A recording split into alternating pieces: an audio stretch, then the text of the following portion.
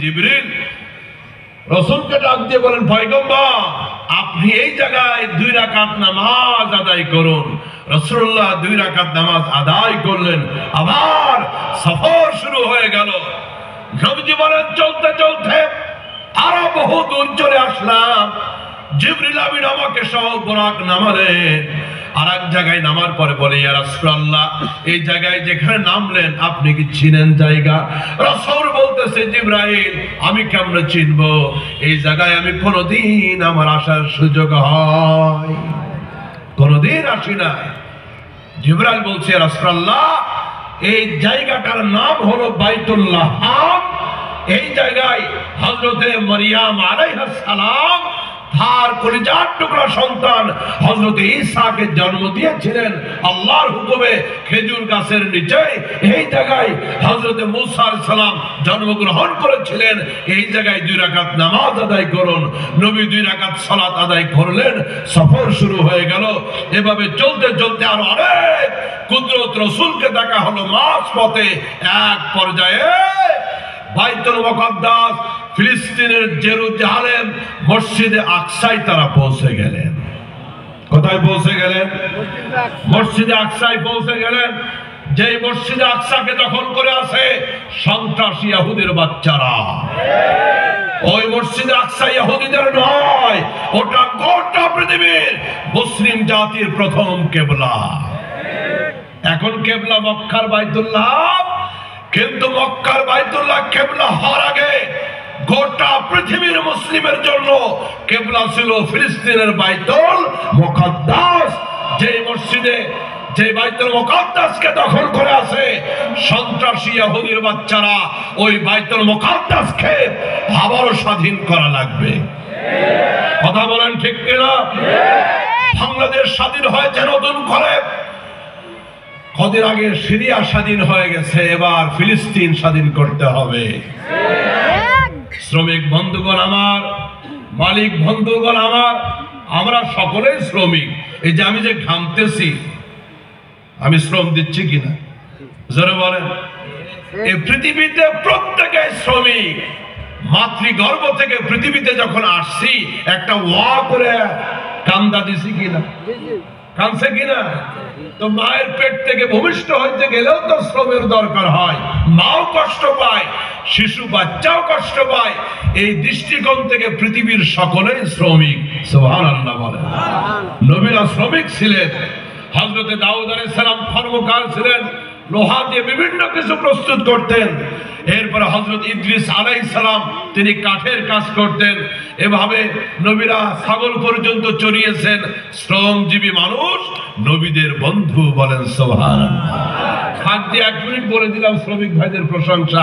পৃথিবীর শ্রমজীবী মানুষ যারা পরিশ্রম করে, নিজেরা ঘাম ঝরিয়ে যারা অর্থ কামাই করে, তারা নবীদের বন্ধু। তাদের রিজিক হলো সবথেকে হালাল রিজিক। আল্লাহ পাক আবার শ্রমিক ভাইদের এই সুন্দর আয়োজনকে আল্লাহ কবুল ও মঞ্জুর করেন। জোরে বলেন আমিন। তো বলতেছিলাম সিরিয়াও স্বাধীন হয়ে গেছে, এবার ফিলিস্তিনকে স্বাধীন করা লাগবে। রাজি আছেন না নাই? যদি ডাক আসে গোটা পৃথিবী ঐক্যবদ্ধ হয়ে, গোটা পৃথিবীর মুসলিম শক্তি যদি এক হয়ে ফিলিস্তিনকে স্বাধীন করতে হয়, অভিশপ্ত ইসরায়েলের বিরুদ্ধে যুদ্ধ করতে হয়, লড়াই করতে হয়, রক্ত দিয়ে জীবন দিয়ে, কে কে তৈরি থাকবেন? তো হাত তুলে দেখা। আল্লাহ আমাদের সেই হিম্মত দান করুক। জোরে বলেন আমিন। গোটা পৃথিবীতে 200 কোটি মুসলিম। গোটা পৃথিবীতে ইহুদি মাত্র 1,80,00,000। মুসলিম 200 কোটি, ইহুদি মাত্র 1,80,00,000। ওই সন্ত্রাসী ইহুদিদেরকে দমন করতে যুদ্ধ করা লাগবে না, লড়াই করা লাগবে না। 200 কোটি মুসলিম একসাথে যদি পেশাব করে দেয়, পেশাব ভাসতে ভাসতে কাফেরগুলা আটলান্টিকে ডুবে মরবে। কথা বলেন ঠিক কিনা? এই জন্য সারা পৃথিবী একতাবদ্ধ হওয়া দরকার, ঐক্যবদ্ধ হওয়া দরকার। রব্বে করিম গোটা পৃথিবীর মুসলিম শক্তিকে ইহুদিদের বিরুদ্ধে এক বানায় দিক। জোরে বলেন আমিন। নবীজি হযরতে জিবরাইল আমিন বুরাক সহ মসজিদে আকসা বাইতুল মুকাদ্দাসে হাজির হয়ে গেলেন। রাসূলুল্লাহ বলেন, জিবরাইল আমিন একটা পাথরে, বড় একটা পাথরে একটু খোঁচা দিলেন, গুথা দিলেন, আঘাত করলেন, পাথরটা ফুটা হয়ে গেল। ওই জায়গায় বোরাককে বেঁধে রাখা হলো। বোরাকের লাগাম, রশিটা ওই পাথরে বেঁধে রাখা হলো। নবীজি বলেন, এবার বাইতুল মুকাদ্দাস মসজিদে আকসায় প্রবেশ করে দেখি আল্লাহু আকবার, 1,24,000 পয়গম্বর। একেবারে হযরত আদম থেকে নবীর আগের নবী হযরত ঈসা পর্যন্ত প্রত্যেক নবী আমাদের নবীকে ওয়েলকাম দেওয়ার জন্য, শুভেচ্ছা স্বাগতম দেওয়ার জন্য সকলে লাইন দিয়ে দাঁড়িয়ে গেছে। সুবহানাল্লাহ, বাড়ি গিয়ে বলে আর জোরে বলেন সুবহানাল্লাহ। কি মর্যাদা, কি ইজ্জত! রব্বুল আলামিন তার হাবিবকে এই সফরে কি মর্যাদা দিলেন, কি ইজ্জত দিলেন। নবীজি বলেন, একে একে পয়গম্বরদের সাথে দেখা সাক্ষাৎ হলো, নবীদের সাথে কুশল বিনিময় শেষ হলো। এবার মসজিদে আকসার মিনারে ফেরেশতাদের সরদার হযরত জিবরাইল আযান দিয়ে দিলেন। নবীরা নামাজের প্রস্তুতি গ্রহণ করতেছেন, জামাতের সাথে নামাজ হবে। আযান তো হয়ে গেছে, মুয়াজ্জিন হযরত জিবরাইল এবার একসাথে বলেন, ইমাম দরকার আছে না নাই? কিন্তু সলক্ষ নবীর ইমামতি, এত পয়গম্বরদের ইমাম কে হবে? প্রত্যেকে মনে মনে চিন্তা করতেছে, আজকের ইমামতি যিনি পাবেন তিনি বড় সৌভাগ্যবান। কারণ নবীদের ইমাম যিনি হবেন এটা চারটিখানিক ব্যাপার নয়। সকলে মনে মনে ভাবতেছে ইমামতি মনে হয় আমি পাবো। হযরত আদম আলাইহিস সালাম তিনি মনে মনে ভাবতেছেন, আমি হলাম আবাল বাশার, গোটা পৃথিবীর সমস্ত মানুষের বাবা আমি হলাম আবাল বাশার। বাবা থাকতে ছেলেদের কোনো চান্স হবে না। আজ নামাজের ইমামতি আমি বাবা আদম করব। হযরত নূহ আলাইহিস সালাম তিনি ভাবতেছেন, আমি তো আদমের সানি, আমি তো তুফানের নবী, প্লাবনের নবী। প্লাবনের পরে নতুন করে গোটা পৃথিবীতে আবার থেকে মানুষের জনবসতিতে আবাদ হয়েছে, এই জন্য আমাকে আদমের সানি বলা হয়, দ্বিতীয় আদম বলা হয়। আজ ইমামতি আমি করব। 950 বছর মানুষকে আমি দিনের দাওয়াত দিয়েছি। হযরত ইব্রাহিম খলিলুল্লাহ, ইব্রাহিম পয়গম্বর চিন্তা করে, আমি হলাম গোটা পৃথিবীর মুসলিম জাতির পিতা। একসাথে বলেন না, গোটা দুনিয়ার মুসলিম জাতির বাবাকে আরো জোরে, মিল্লাত আবিকুম ইব্রাহিম হুয়া সাম্মাকুমুল মুসলিমিন। গোটা পৃথিবীর মুসলিম জাতির বাবা ইব্রাহিম খলিলুল্লাহ। কি বললাম? আরো জোরে বলেন। এবার বলেন, গোটা পৃথিবীর মানব জাতির বাবাকে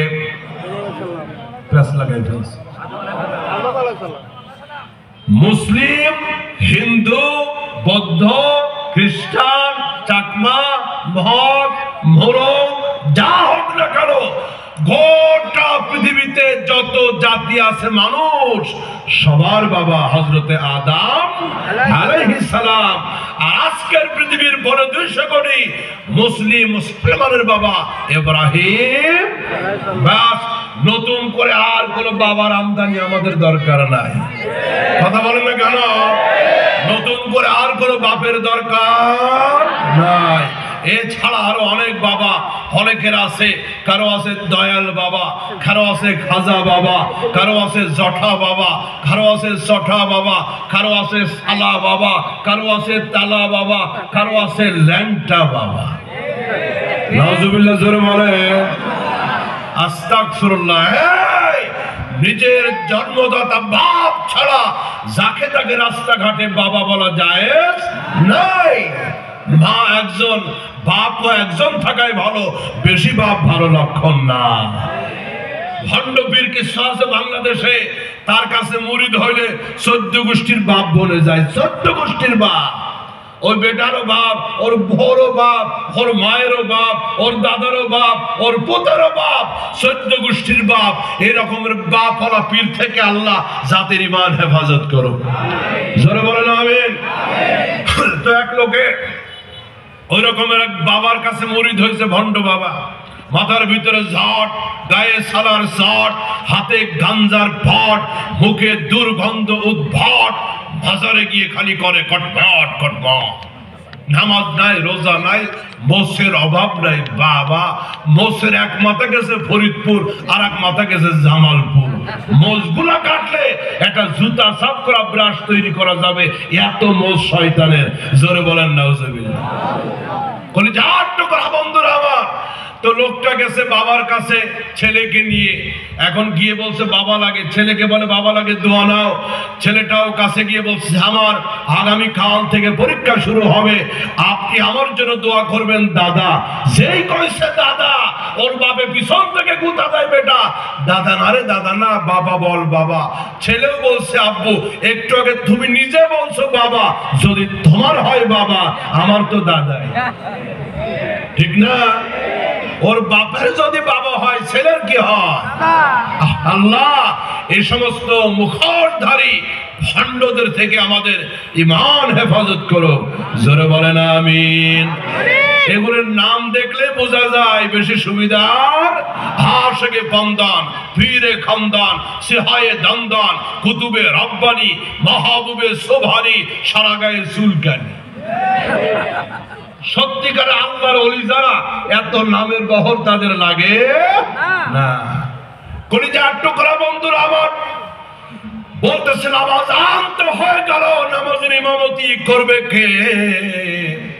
ইব্রাহিম আলাইহিস সালাম চিন্তা করতেছেন, আমি হলাম মুসলিম জাতির পিতা, আজ নামাজের ইমামতি আমি করব।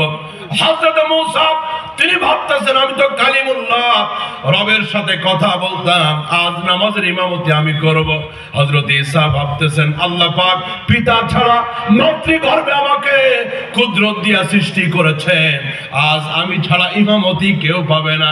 হযরত জাকারিয়া চিন্তা করতেছেন আমি হলাম এই মসজিদের সাবেক ইমাম, আমি আগে ইমাম ছিলাম, আমি ছাড়া কেউ ইমামতি করবে না। প্রত্যেকে মনে মনে নমিনেশন দাখিল করে বসে আছে, কিন্তু প্রার্থী চূড়ান্ত কে হবে ভালো জানেন কে? আর জোরে বলেন কে? সকলে যখন মনে মনে চিন্তা করতেছে কে ইমামতি করবে, আজ নবীদের জামাতের ইমামতি আমি করব, প্রত্যেকের মনের ভিতরে যখন চিন্তাধারা, হযরতে জিবরাইল আমিন আমার নবীর হাত ধরে রাসূলকে ডাক দিয়ে বলে পয়গম্বর আপনি কেন দেরি করতেছেন? যে যাহা মনে চিন্তা করুন না কেন, আজ নবীদের এই জামাতের ইমাম হবেন আপনি। রব্বে কারীম আগে থেকে নির্ধারণ করে রেখেছেন আজকের ইমামতি আর কেউ পাবে না।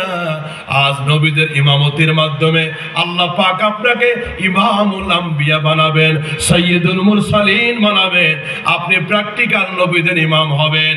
আল্লাহ পাকের হাবিব যাই নামাজে চলে গেলেন, আল্লাহ পাকের নবী ইমাম হয়ে গেলেন, আল্লাহ পাক নবীদের ইমাম বানাই দিলেন আমার নবীকে।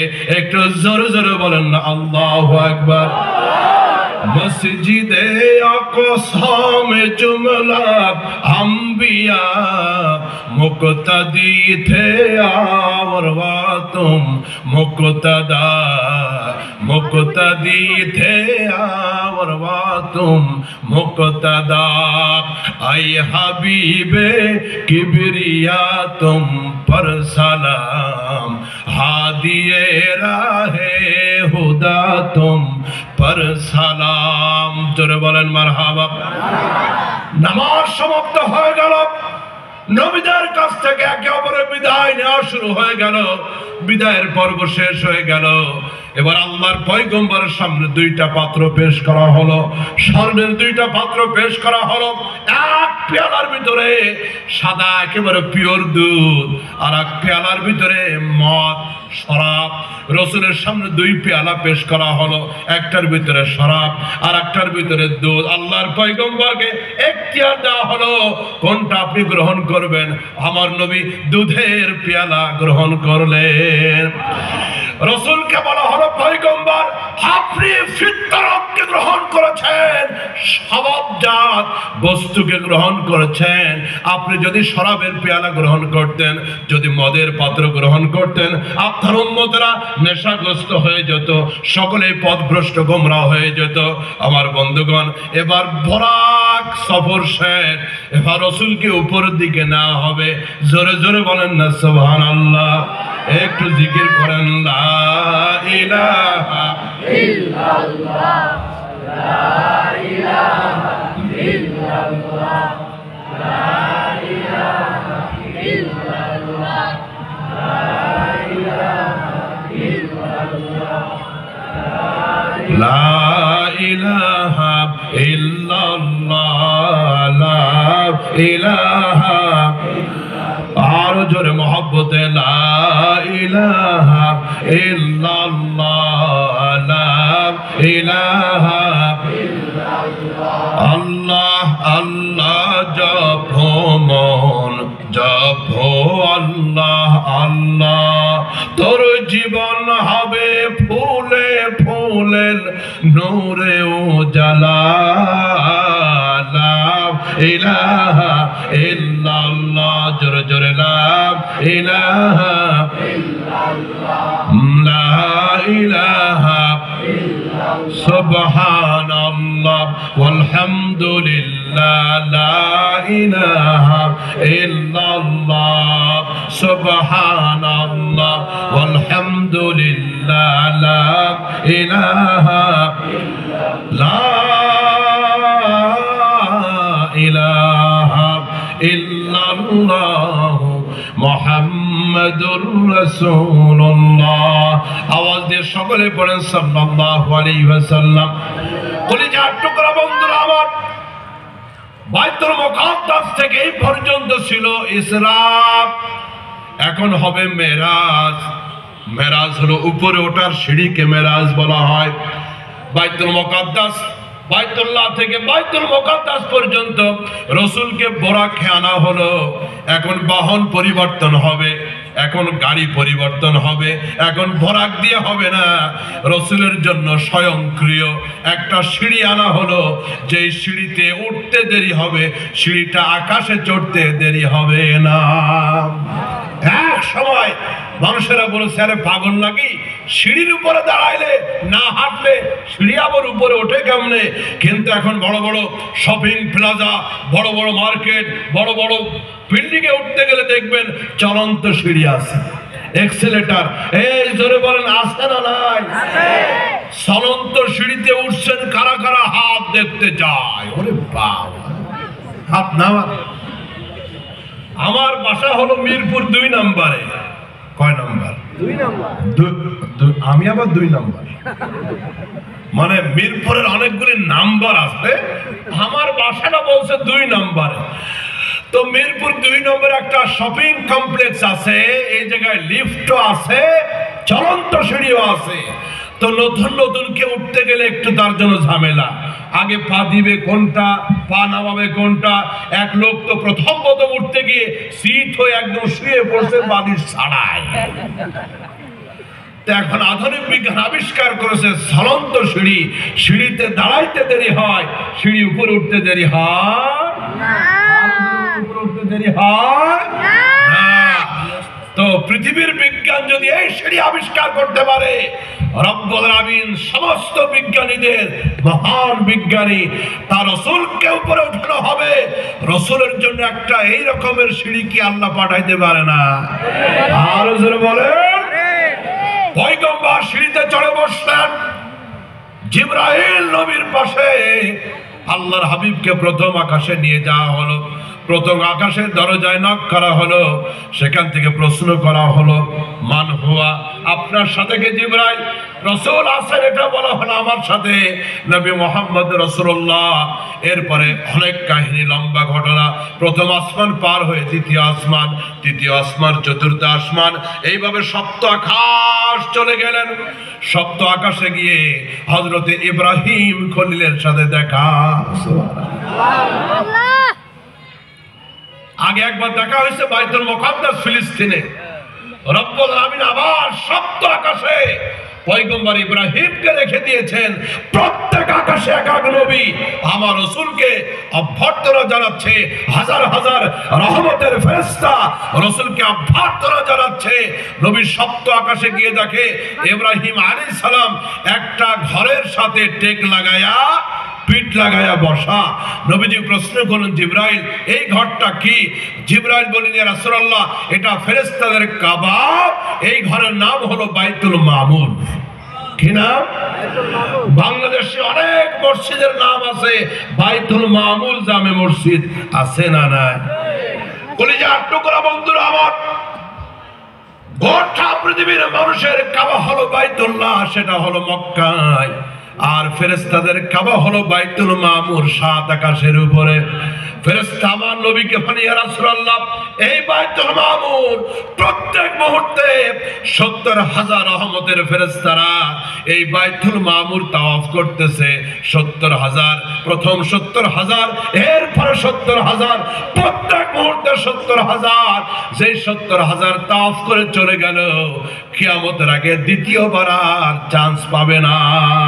এইভাবে কিয়ামত পর্যন্ত প্রত্যেক মুহূর্তে ৭০,০০০ করে এই বাইতুল মামুর তাওয়াফ করবে।